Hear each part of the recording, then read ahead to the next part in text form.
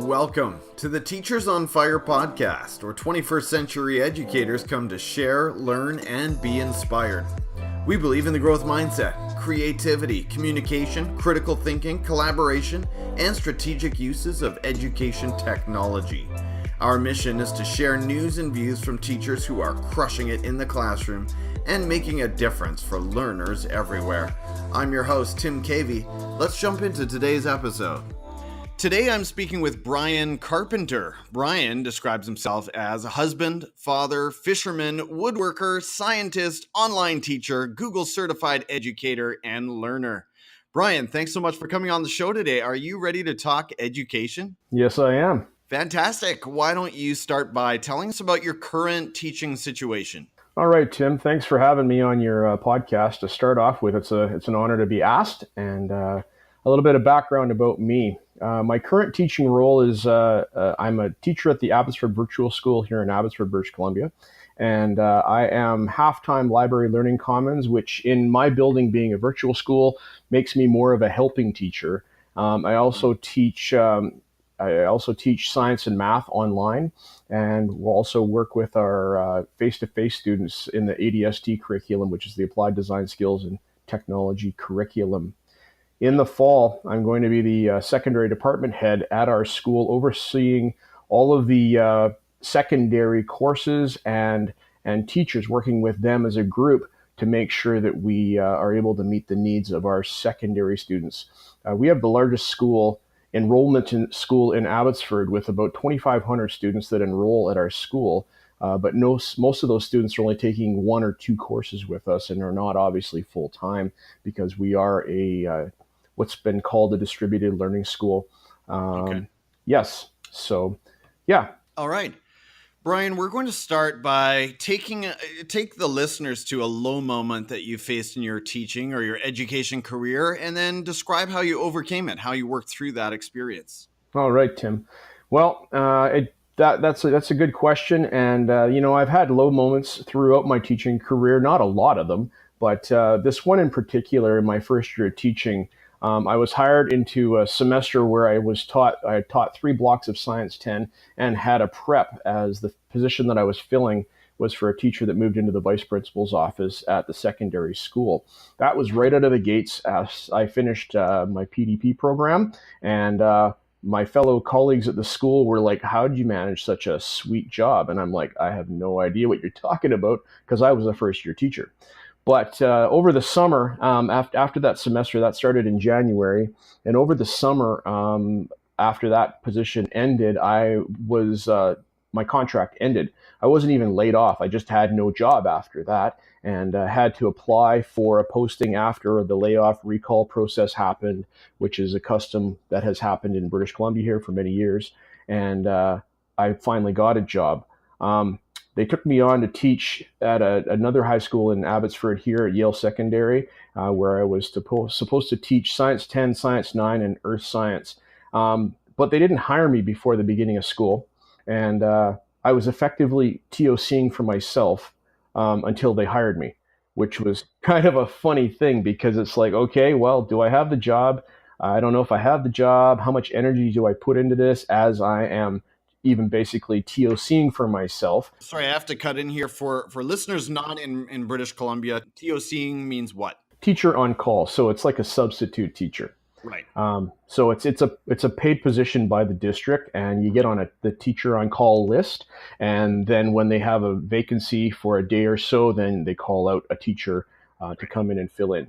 They did hire me after about a week. And then they added Essentials of a Math 11, which was, the low-level math course here in Abbotsford, in British Columbia, at the time. And so my role, I had 4 different subjects that I had to prep for, wow, and only one that I taught before. Whew. So that's a lot, right? And I'm a first-year teacher. And before that, I've only been teaching now, at this point in my career, right now, for 9 years. I'm only still a young teacher. Previously, I was trained as a chemist, and as a chemist, when I went to the University of Calgary, came out with my master's and did research science for 7 years at a research pharmaceutical company in Langley. So I have experience with juggling things because as a research scientist, you got to do about 18 things at one time. So, managing the course load was, I found it arduous and challenging. It was crazy, but that's what all first year teachers have to figure out how to do. They have to figure out how to manage the craziness of it. Oh, and on the home front, we had 3 children under the age of 6. It was busy everywhere. Right. I could say that the PDP training that I got, the professional development program at the Simon Fraser University, which is teacher's school, was the most difficult training that I had to do, even though I had accomplished my Master's of Science in Organometallic Synthetic Chemistry at the University of Calgary. Why was PDP harder than my Master's of Science? Well, during my Master's, I was only responsible for myself, and having gotten married towards the end of that, it was challenging. I got married towards the end of my Master's, but at that point, all I had to worry about was myself and my wife. Right. By the time PDP rolled around, I had finished off as a research scientist and gotten laid off from that job because we got bought out through a hostile board takeover, et cetera, et cetera. I did construction for a year, applied to get into teacher school, and went to teacher school. By the time I finished, we had 3 children under the age of 6, a house, cars, and we had a life here that was all hanging on the success of me becoming a teacher. Wow. So, that's a little bit of background about this long story. Okay, so fast forward to this mix of courses that I was teaching at Yale, and I was quite stressed out at the time. A fellow teacher, much senior to myself, he'd been there for a long time and was also kind of a counselor at the school, called me aside one day and suggested that we go for coffee so he could encourage me and check in on me. He said, teachers who don't figure out how to manage their load in the first 18 months of teaching are likely to make it past 5 years. When he said that, I was like, okay, I got to figure out how to do this, because I would like to do this until, I retire at this point and continue on as a teacher, because I really enjoy this process. So, how did I figure out how to do that? I made sure that I had people around me. I had fellow teachers around me that were in my corner that, I could go and talk to. I could bounce ideas off. I could talk to them about being stressed out, and that they were there to be supportive. My wife was a big fan of mine, and obviously, and she believed that this is what I was supposed to be doing, and cheered me on, and just was there to encourage me. So the biggest thing is having people around you that you can talk with and spend time with to go through those low times. And don't try to do it by yourself. This thing called teaching is about people, and teachers need people as much as students need teachers to teach them. So, wow, Bryon, that was so well said. And I can completely imagine that first year that you've left chemistry, right? Or your planned career in the science field. You've decided to make this big switch. You've moved. Is that correct? We lived in Calgary when I was in school, but then we moved out here to British Columbia. So no, we didn't have to move at that point. Okay, so you've made the career transition though, and you've committed. You've gone to the after degree. When you mentioned PDP for people out of province, that's sort of after degree certification as a teacher, right? And then there you are in your first year, and you're prepping like a madman, and you're trying to get used to systems and protocol and procedures and all of those things that first year teachers have to reckon with. You're doing all of this prep work and obviously trying to stay on top of marking and everything else. You've got 3 kids under the age of 6. And unbelievable story. It happens. We hear that story too often, frankly, from rookie teachers. But yeah, I'm so grateful for that one teacher who, in your case, reached out and took you out for coffee. And obviously, you point to that experience as sort of being instrumental in turning your mindset around. Is that fair to say? Well, just settled me. It was not. I knew I wanted to do this for a long time. It was just that I didn't have a way of recognizing that things were almost getting out of control. So he just called me out on that and said, hey, you got to figure out how to control this, because it's going to kill you. It's not going to work out, right? Awesome, man. Love that. And obviously the lesson there for all of us as veterans is let's look out for those rookies. I think sometimes there's a thought that says on a subtle level, oh, we survived it, they'll survive it. But yeah, take those chicks, if I can, maybe that's a bad metaphor, but take those young ones under your wing. And the mentorship piece, the relationship building is so critical in our profession. So love that. Moving on, Bryon, what is it that excites you about education today? This could be a big picture idea, or maybe something you're doing right there in your classroom. Well, for me, what excites me about education today is the level of digital literacy, and it's talking about how we integrate technology into our teaching to empower teachers and students to improve their ability to communicate using tools that leverage communication and allow for different demonstrations of learning. There's the saying that a picture is worth 1,000 words, and how easy is that to accomplish today? Right. That we can take a picture of something that we've learned about and share that now very easily. But compared to back when I was a student in school, taking a photo, you had to go get dad's camera and convince dad to, let you use his camera. Yeah. And then you had to take the picture, and you wouldn't get to see that picture for a month because dad wouldn't process that roll of film. Yeah. But today we can take a picture with our smartphones and the technology that we have on the iPads, like so simply, and insert that into a document to demonstrate our learning, right? Mm-hmm. So I'm excited about how we have all these tools, these technology tools that, are today, and I've got children that are in elementary school that are just so normal. They're just there. The Chromebook and the iPad are tools that are just sitting there waiting to be used to do something with, compared to when I first got an iPad. I was like, whoa, this thing's crazy. It can do so many things. But that was because I was an adult and I didn't grow up with that, right?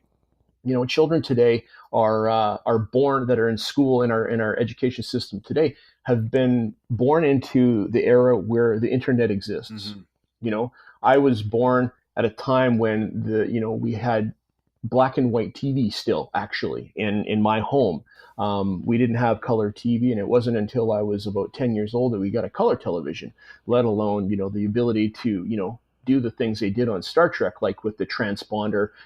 Scotty would call Captain Kirk, and they'd have a conversation over this handheld device that was just so bizarre, right?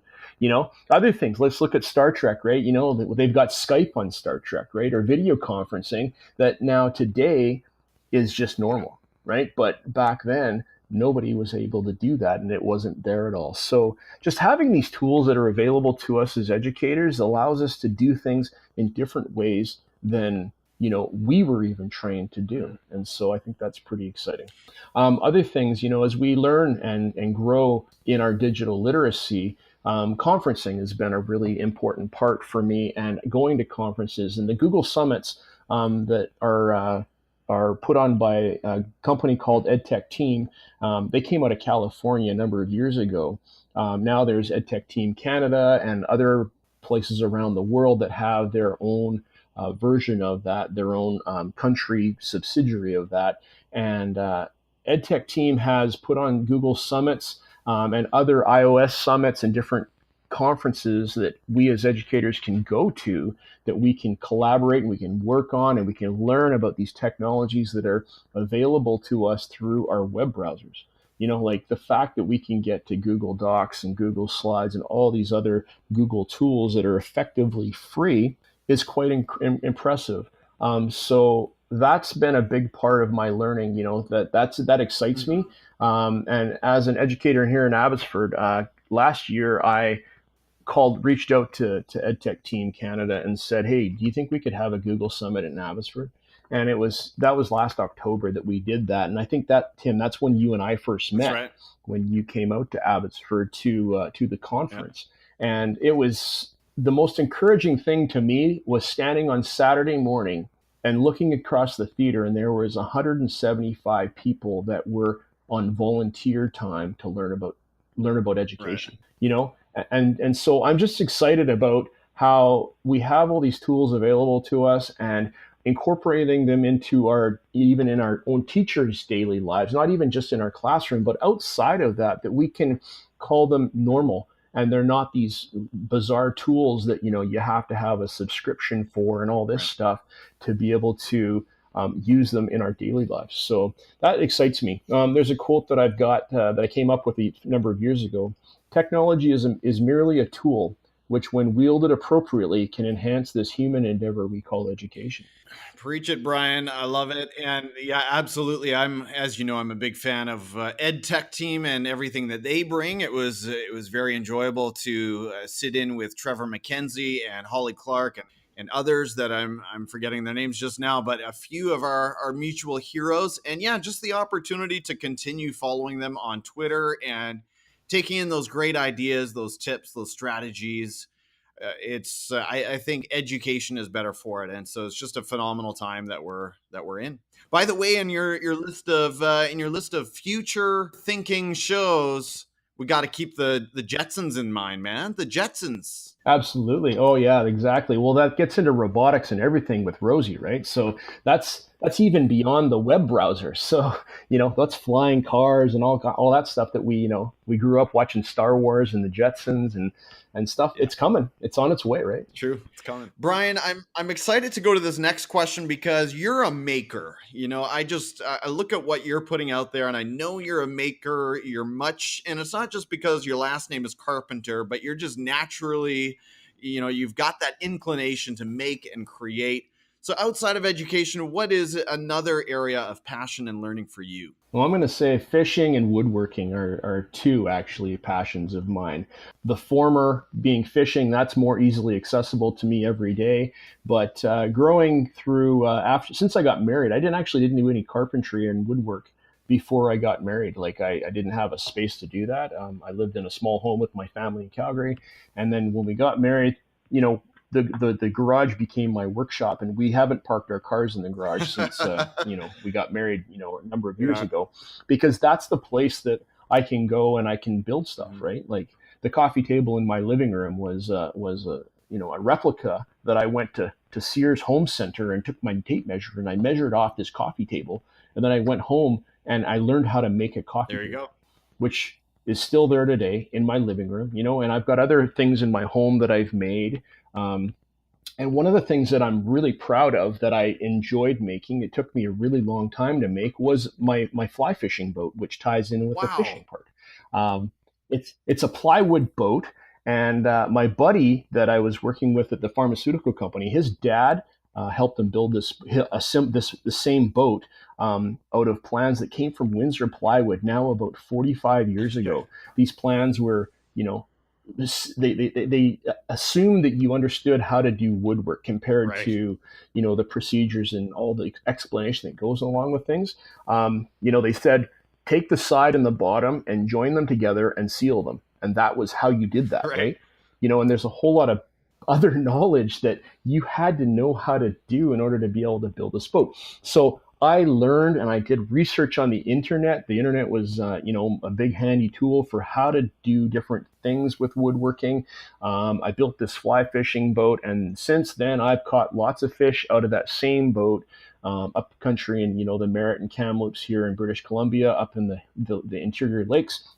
And, I find that very fascinating. Part of the reason why woodworking and fishing for me are so fascinating is because there are problems that I don't know how to solve. Mm-hmm. They're my hobby, and there's things that I have to learn about almost every project and every lake that I go to that allows me to be intrigued by the learning that goes on when I go there.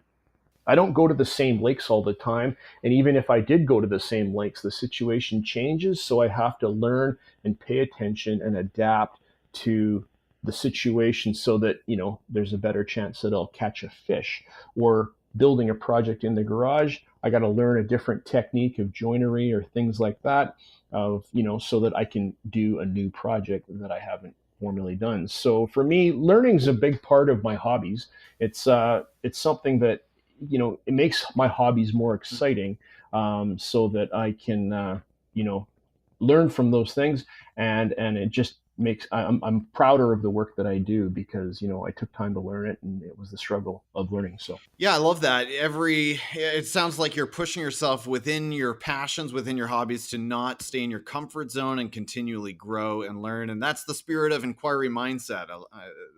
That fits right in there. Bryon, share about a personal habit that contributes to your success. This might be something you do on a daily basis, a weekly basis. I always say the weirder, the better. But what is your edge? What's your secret sauce? my secret sauce is the ability to reflect and learn on my things that I've learned. One way that I do that is through journaling, and journaling now has taken many different forms for me over the years. It started off with pen and paper, even before I was a teacher.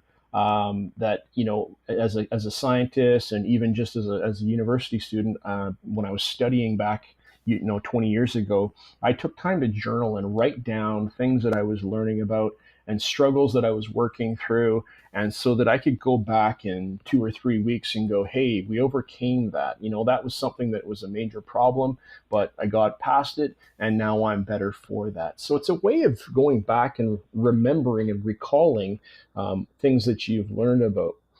Putting that in teacher talk, we call it reflections.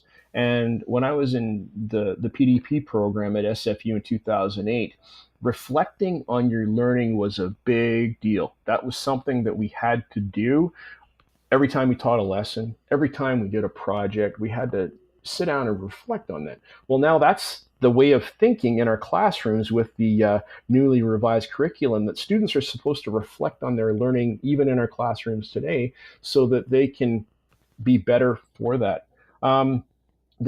Last year in 2016-17, I changed the way I did journaling and took on making a teacher log video every day of the working, every school day and professional development day that I had of that year, that school year. And it started on September, I think it was September 3rd. And I started off with, in the words of, Captain Kirk, teacher log, September 3rd, 2016, right. Day 1, right?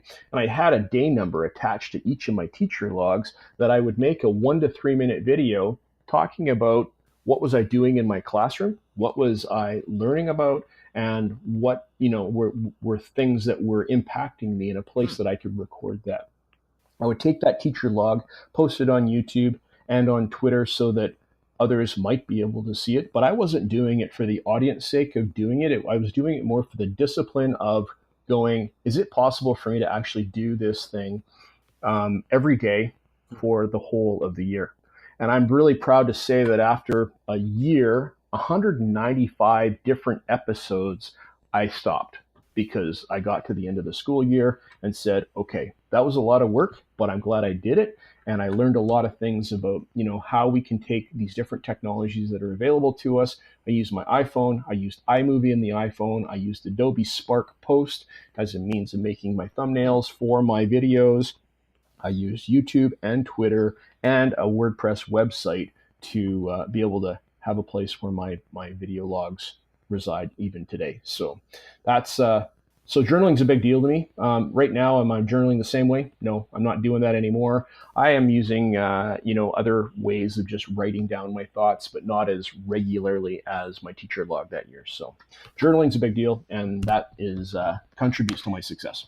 My last guest talked about an app out there called the 5-Minute Journal as just one of many, many journaling tools. Another idea that I actually took from that conference where we met, Bryon, is the idea of learning logs, getting students to maintain reflections on learning there at WordPress or any other blogging site. And I think you're absolutely right. I'm right with you on that practice of actually writing about learning. If we're not doing that, if our students aren't doing that, it might feel foreign or weird at first, but it is such a healthy practice and just fuels that metacognitive piece that sort of, wow, it sort of wakes us up to where we're at, where we're going, where we, the steps we need to take to get there. And, so I think that's a great recommendation, not just for our students, but for us as professionals as well. That's right. I listened to that last podcast. I can't remember his name was Jeff, I think. And he did talk about the 5-minute journal. And I'm going to pick that up myself so that I can I'm going to try that. Give it a go. Awesome. Let's move into some rapid fire recommendations. So give us your top picks in each category. Let's start at Twitter. You've already given a great shout out to Twitter. Who is it that we need to be following? And maybe it's someone that hasn't really come across our radar yet. Well, there's one person that I follow and I watch on a regular basis. It's Eric Kurtz, and he's got his website called Control Alt Achieve. So it's at Eric, ERICCURTS, and he's on Twitter, and he's an educational leader out in the Ohio area.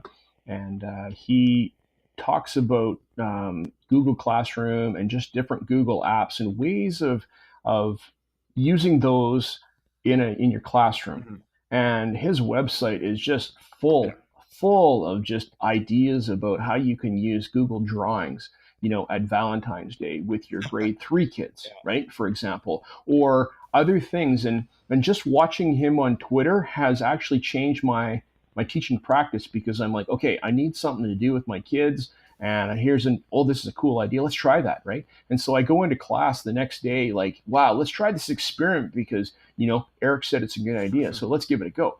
And so it's a way that, I really like his stuff. And just a shout out, he's going to be the keynote at the Abbotsford Summit in October of this year. So he's coming to Abbotsford. Eric Kurtz is awesome. I was looking actually at his website today. I think he posted something like 20 best YouTube channels for social studies.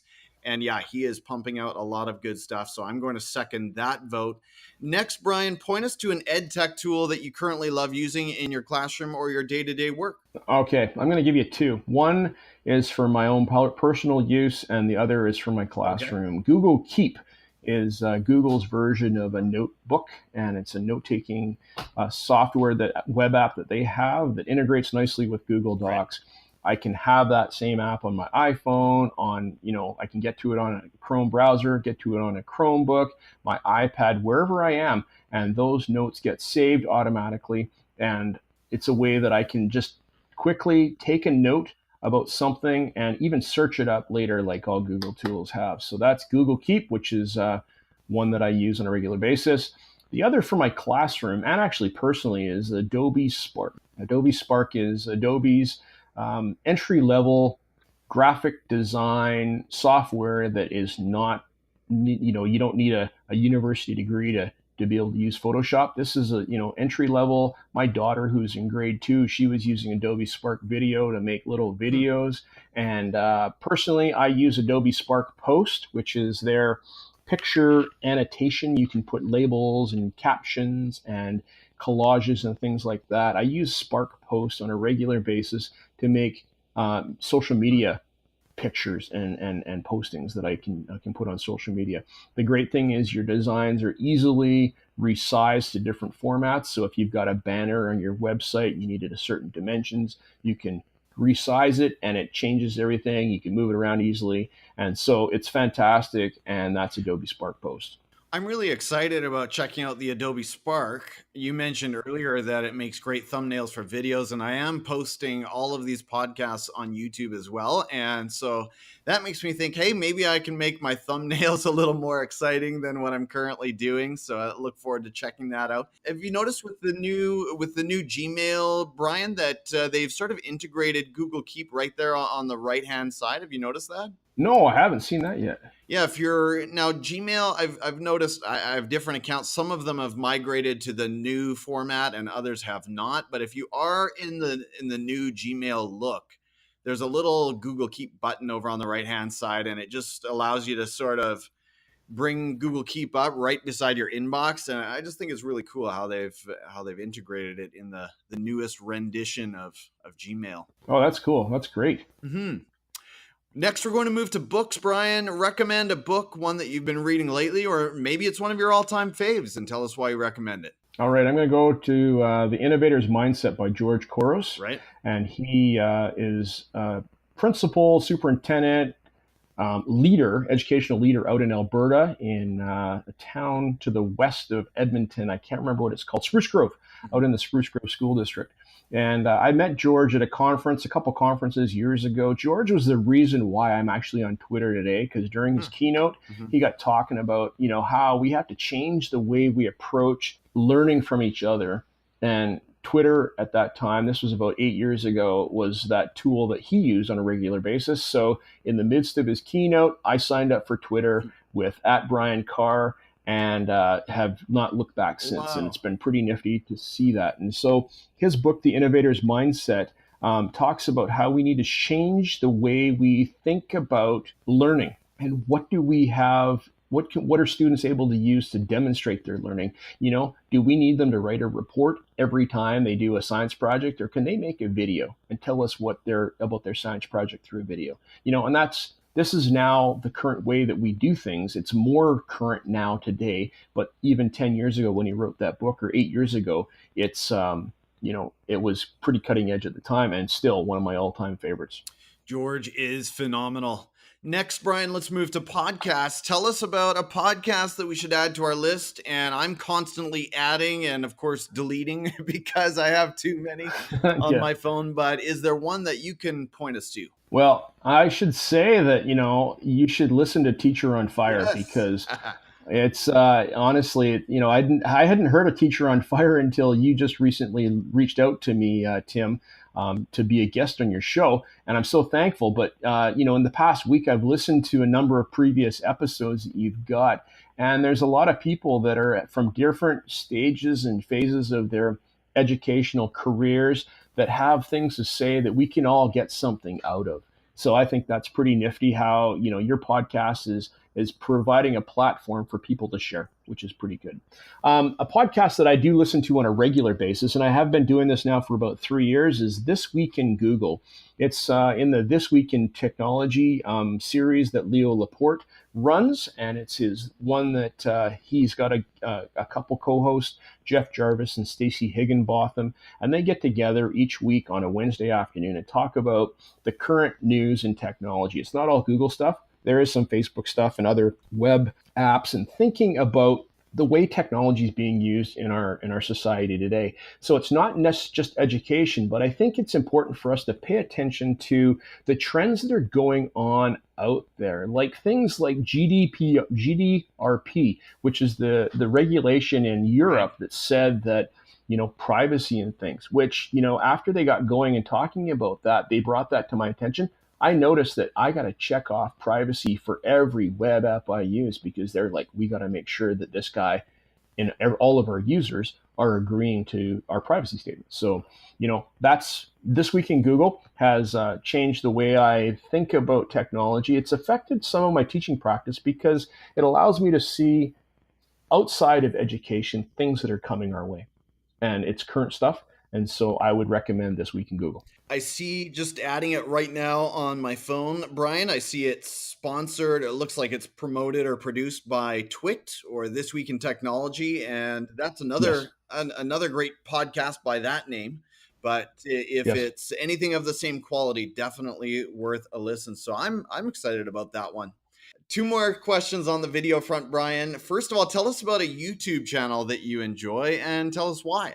Okay, This Week in Google is a YouTube channel. That's where they have their show, so you can actually watch them interact with each other as opposed to just listen to them in a podcast. Another one personally is Sport Fishing on the Fly, and that's a local British Columbia podcast, or actually YouTube channel, where they post videos about them fishing at different lakes and different techniques. And so that's where I do some of my research that it helps me fish and be a better fisherman. So I like those. Awesome. Well, I'm sure we have a few fisher women. Is that a thing? Maybe fisher persons. That might be more politically correct, eh? In our audience that will appreciate that shout out. Very last one, Bryon. You're at the end of your day. Your feet are up. You've got no energy left for lesson planning or building things in your garage. What are you watching on Netflix right now? Well, I like to watch historical dramas on Netflix, kind of like Downton Abbey and The Last King and Frontiers. And so, those are things that take kind of a real event in history, and they shape a drama around them. And I think I really like that, and I enjoy that. Another one that I like to watch, it's a teenage drama that's been filmed here in Mission in the Lower Mainland, and it's Riverdale, and it's set upon the characters of the old Archie comics. So you got Archie and Veronica and Betty and Jughead, right? And but it's kind of dark. It's it's not for your kids to watch. It ain't the Archie comics, but I really enjoy that. Yeah. So that, and documentaries. I enjoy watching things about photography. There's one series called Tales by Light, and it's this number of different documentaries about photographers that talk about their passion. Why are they passionate about taking pictures? And I think it's important for us to dig into why people are passionate about things. So I guess when my feet are up, I'm still digging into why people are passionate about stuff. So, but if I'm just wanting to kick back and zone out and stuff like that, it's Riverdale. Sure. Okay. Well, I love that recommendation, Tales by Light. And where were you a year ago before I taught photography as an elective at my middle school? But no, that sounds like one that I would enjoy as well. So, Bryon, this has been so much fun, man. I feel like I have learned a ton just listening to you. And I knew, having met you in person there last fall, that you were a guy I wanted to have on the show for sure. Tell us how we can follow you and get to know your content a little bit better. All right, you can follow me on Twitter at Bryon Car. That's at BRYONCAR. Also on Instagram, I'm there at Bryon, BRYON.Carpenter. And I got my website, BryonCarpenter.com. That's there. So, I do put some content from my YouTube channel on there. You can also search me on YouTube. And I am there as, I think, the B Car. THEBCAR on YouTube. So yes, that's how you can get a hold of me, or you can even just reach out to me in the Abbotsford School District. My email address is bryon.carpenter at Abbey, ABBY schools.ca. That's one word. Fantastic, Bryon. Well, keep on making and creating and dreaming and reflecting and all of those great things that you're bringing into your teaching practice. It's been an absolute pleasure today, and have a wonderful summer. Good luck out there in your plywood boat. Hope you catch a lot of fish, and just have a wonderful summer with your family. All right, Tim, thanks so much. It was great to be on your show, and you have a great summer as well. We'll talk to you soon. Thanks for listening to this episode of Teachers on Fire, where teachers come to share, learn, and be inspired. Please subscribe to the podcast, leave us a review on iTunes, and follow us on Twitter at Teachers on Fire. I'm your host, Tim Cavey, saying goodbye for now, and we'll catch you next time, right here on the Teachers on Fire podcast.